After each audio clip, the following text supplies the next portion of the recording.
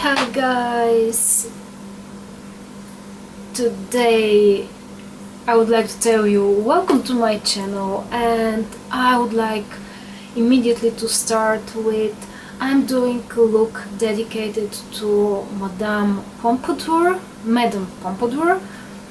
and Baroque or actually Rococo style. So if you are interested, keep on watching.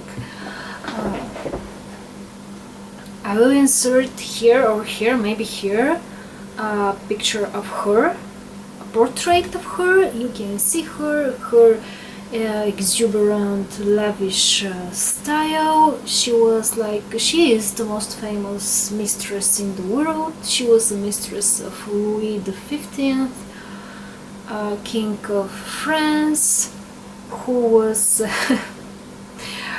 maybe responsible for the French Revolution.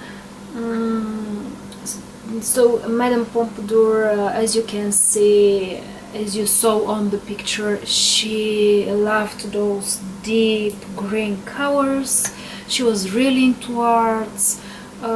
She never managed, she had two kids, but they died at a really early age.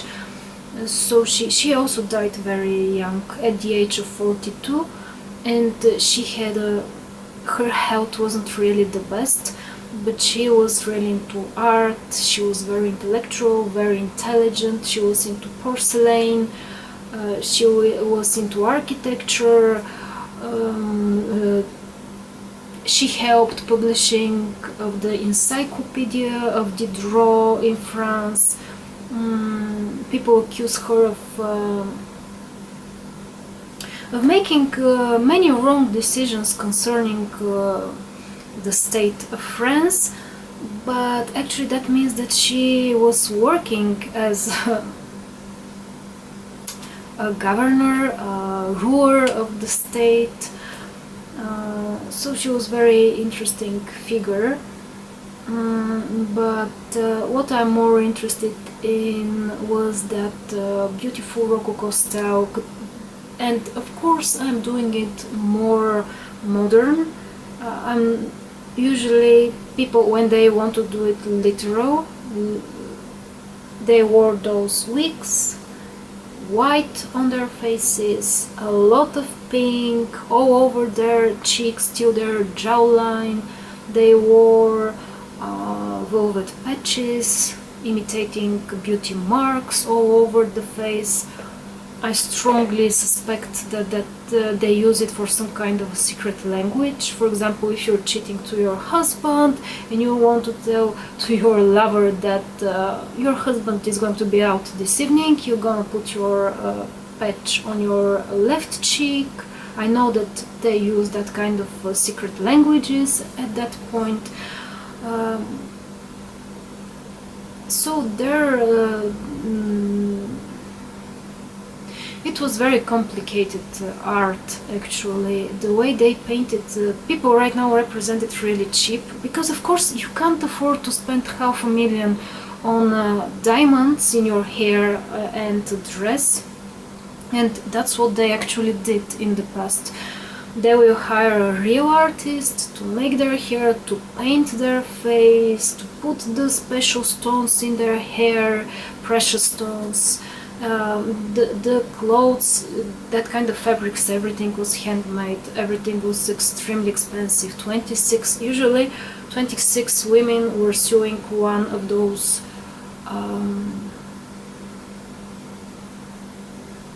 huge dresses for one of the mistresses. At least I read that when the last mistress of Louis XV, Madame du Barry, was to be presented into the court, 26 women were sewing her dress. And I believe it's true.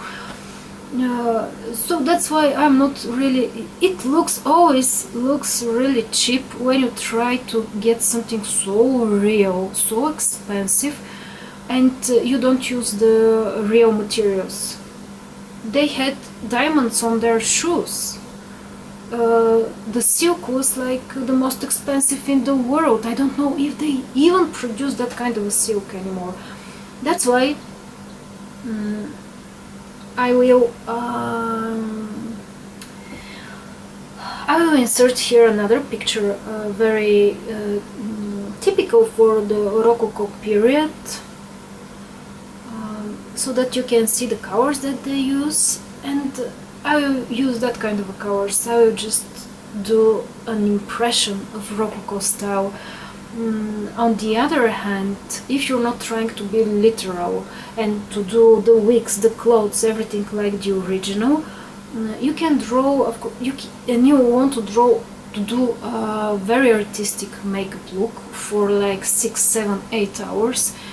You can really do amazing stuff based on Rococo, because it has so many details, it has so much knowledge and metaphors, allegories involved in that kind of art.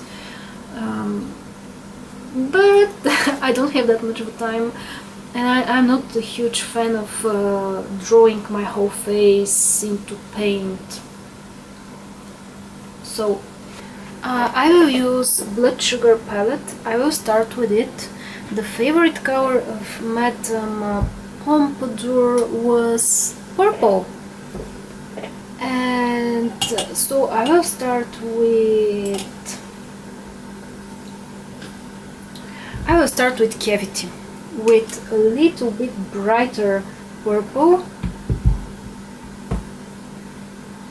On my face I have a foundation, on my eyelids I have foundation, and I start in the inner corner. Okay.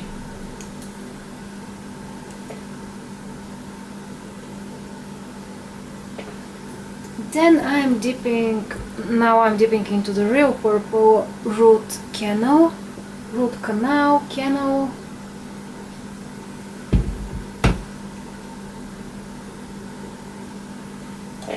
And I'm going on.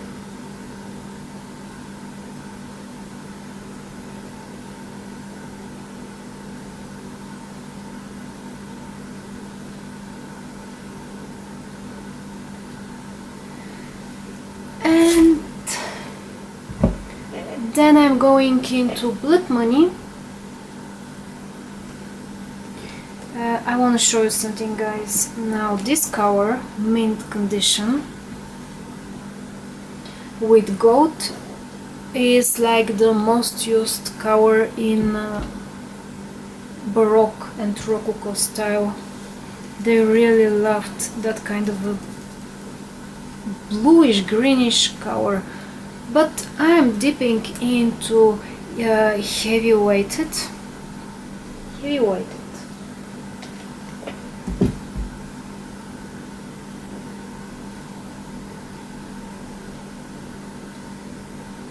And this transitions really pretty with the purple.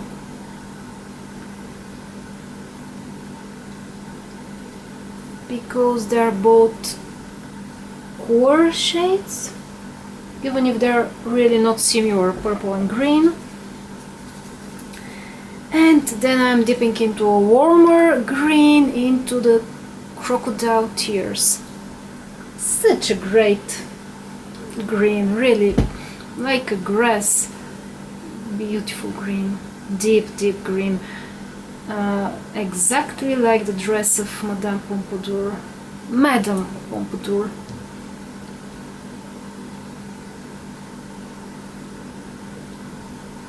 Now, an interesting fact, in England they used to have a military troop that had their uniforms in purple, deep purple, and they called them the Pompadours because it was a known fact that the purple is the favorite color of Madame Pompadour and that she wears underwear in purple. I think it's really like ugly that the whole continent knows what's the color of your underwear if you're the mistress of the king, but that's how it was. And right now I will do a cut crease. I will apply concealer, and Right now I would like to dip first into cake mix. This nude perfect transition color, and I like to blend this really strong pink into my skin,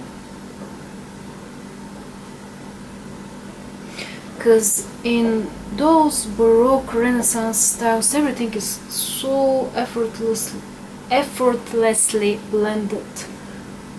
The artists were really amazing. I'm taking JS10, a flat brush with synthetic fibers, and I'm dipping into mint condition. Of course I have to use this significant Rococo style color, and I'm applying it in the inner corner.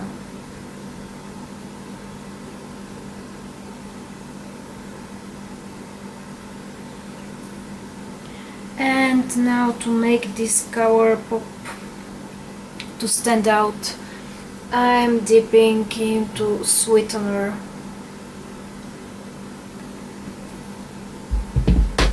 This pale gold color, and I'm applying it in the middle of my eyelid. Well, this makeup, basically, it's not an everyday makeup look. If you're not like a huge fan of the Renaissance or huge fan of the Baroque, and people know that you like to walk like this, but I'm sure that if they had those really magnificent makeup kits at that point of time, they would wear that kind of makeup. The mistresses of the king. For my outer corner, I'm dipping into Tongue Pop. I really love this pretty shade, but I'm taking another brush. I'm taking Jazz 6 with natural fibers. It works really nice for that kind of a matte eyeshadows with powder formula, and I'm applying it. This color is also very popular in the Baroque. This peachy nude. I'm always thinking, are those colors, those paints, cheaper than the deep purple of the Italian Renaissance, for example, deep blue? I think the blue was the most expensive color, but I see a significant difference between Italian Renaissance and the French Baroque.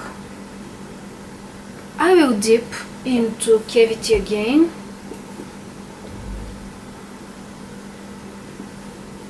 And I'm applying it because Rococo has this really huge transition between colors, this sense of a space, and I will apply it in my outer corner. They like drawing sky, clouds, heaven.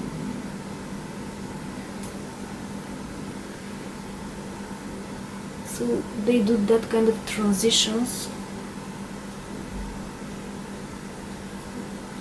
But I will not overdo it. I don't want to go into pop of the 80s. Then I'm taking a Sharpie. I'm dipping again into Cavity, and I'm applying it on my lower eyelid. I really want it deeper on the lower eyelid, and that's why I will dip even into Extraction. Now Extraction is the royal color of the East, of Byzantine Empire, of the Greeks. In France is blue, but Extraction is our royal color. So I apply extraction, and then I'm even dipping into coma, and I'm applying it just to emphasize my eyelashes. Okay guys, now off camera I'm doing my other eye.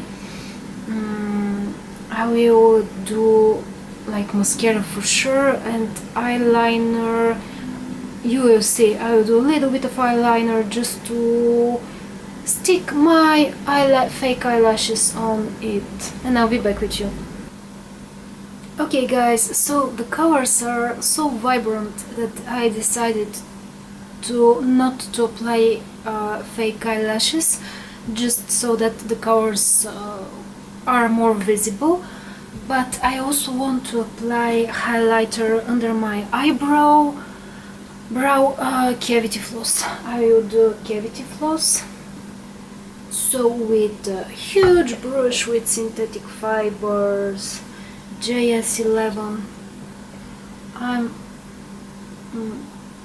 applying cavity floss, and yeah, I like the look like this. I usually don't do blush, but as they were so huge on the blush, I will do a little bit of tongue pop mixed with cavity on my cheekbones. Actually, I can go really heavy here, because they were really using a lot in the Baroque times. Jeffree, I'm using Jeffree inspo of that historical times. I'm not doing it literal.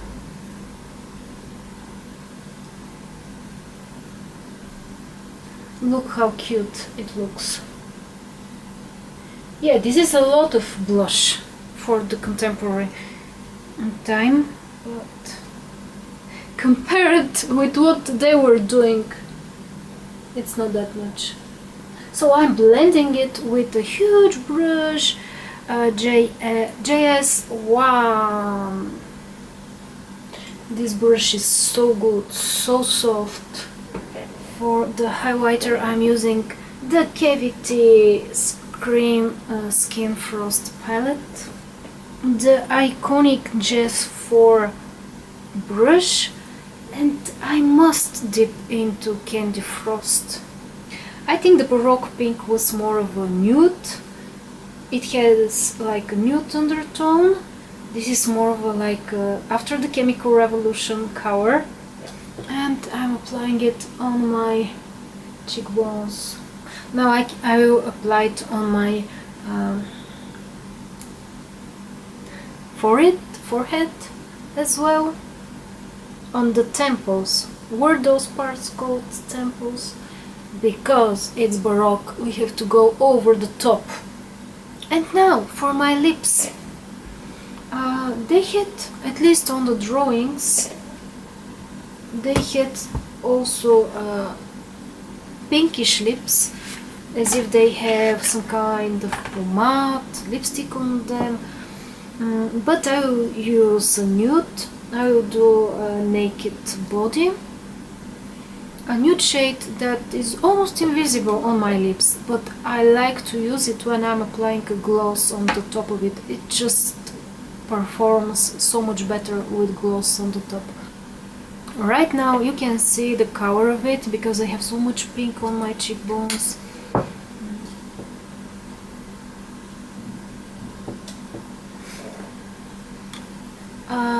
But on the top of it I will apply Iridescenr. I have to do a tron for today's makeup. Okay, here we go. I have a little shift of a iridescent blue purple hint on my lips.